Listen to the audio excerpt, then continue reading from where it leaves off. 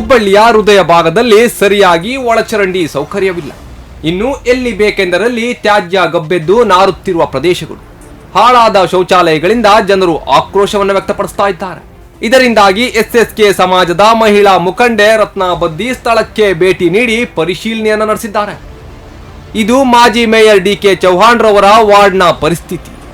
ಇಲ್ಲಿಯೇ ಇಷ್ಟೊಂದು ಸಮಸ್ಯೆಗಳು ಇದೆ ಅಂತಾದ್ರೆ ಹಾಗಾದ್ರೆ ಇನ್ನುಳಿದವರ ವಾರ್ಡ್ನ ಗತಿ ಏನು ಎಂಬುದು ಚರ್ಚಾಸ್ಪದ ವಿಷಯವಾಗಿದೆ.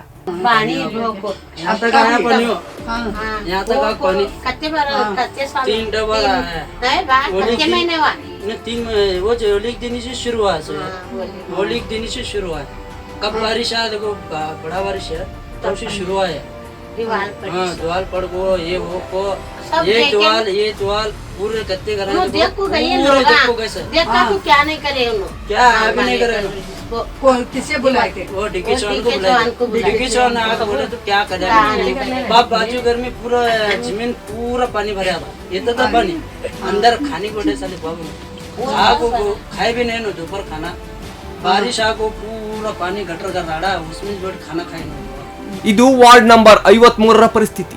69ನೇ ವಾರ್ಡ್ ವಿಂಗಡಣೆಯ ನಂತರ ಆಗಿದ್ದು ಯಾವುದೇ ಜನಪ್ರತಿನಿಧಿಗಳು ಸೌಜನ್ಯಕ್ಕೂ ಇತ್ತ ಕಡೆ ತಿರುಗಿ ನೋಡ್ತಾ ಇಲ್ಲ.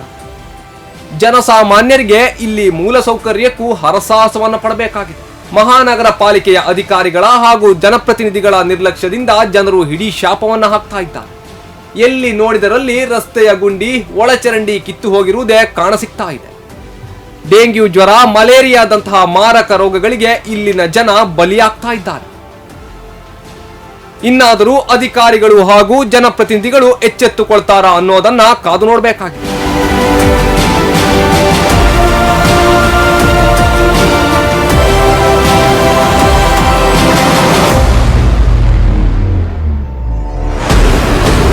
ಬಸವರಾಜ್ ಕ್ಯಾಲಕೊಂಡ, ಸ್ಪಂದನ ನ್ಯೂಸ್, ಹುಬ್ಬಳ್ಳಿ.